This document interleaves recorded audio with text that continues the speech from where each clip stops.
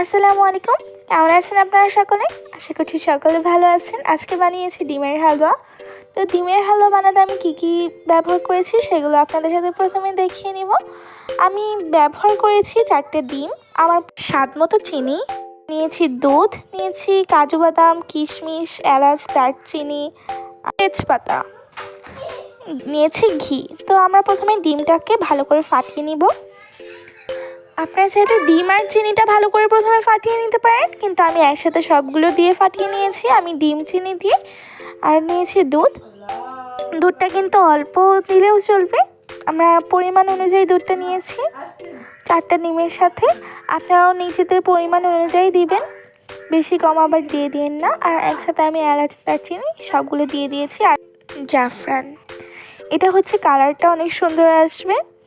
আর দিয়ে দিচ্ছি ঘি। ঘিটা দিলে কিন্তু স্বাদটা অনেক গুণ বেড়ে যায়, খেতে এত সুস্বাদু লাগে গাইস। আপনারা যারা যারা দেখছেন ভিডিওটা অবশ্যই লাইক করবেন, শেয়ার করবেন, এবং যারা যারা চ্যানেলটিকে সাবস্ক্রাইব করেননি তারা এক্ষুনি সাবস্ক্রাইব করে দিন। আর এটা কিন্তু নাড়ার উপর ডিপেন্ড করে কতটা আপনার সুন্দর হবে, সুস্বাদু হবে। আপনারা যত নাড়বেন এটা কিন্তু অনেক বেশি ভালো হবে, আর অনেক তাড়াতাড়িও হয়ে যাবে। মেহমান আসলে কিন্তু আপনারা ঝটপট বানিয়ে ফেলতে পারবেন। যারা যারা চ্যানেলটিকে সাবস্ক্রাইব করেছেন তাদেরকে অসংখ্য ধন্যবাদ। এই তো আমার নাড়তে নাড়তে হয়ে এসেছে, এখন পালা এখানে আমি পরিবেশন করব। তার আগে একটু ঘি দিয়ে নিচ্ছি। এই তো আমি একটি বাটিতে পরিবেশন করে নিব, আর আপনাদের সাথে শেয়ার করব কেমন হয়েছে খেতে। তো চলুন দেরি না করে আমরা দেখে আসি। তার আগে আমি এখানে দিয়ে নিয়েছি কিছু কিশমিশ। আমি এটা এমনি উপর দিয়ে নিয়েছি। আপনারা চাইলে বাদাম অথবা যে কোনো জিনিস নিতে পারেন, অথবা এমনি খালিও রাখতে পারেন।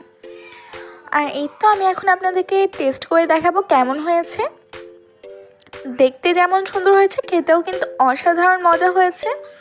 একবার খেলে বারবার খেতে ইচ্ছা করবে গাইস। অবশ্যই একবার অন্তত হলেও ট্রাই করে দেখবেন আপনার বাসায়, অনেক ভালো হবে ইনশাল্লাহ। এই তো আজকে এই পর্যন্ত। আল্লাহ হাফেজ। Thanks for watching this video.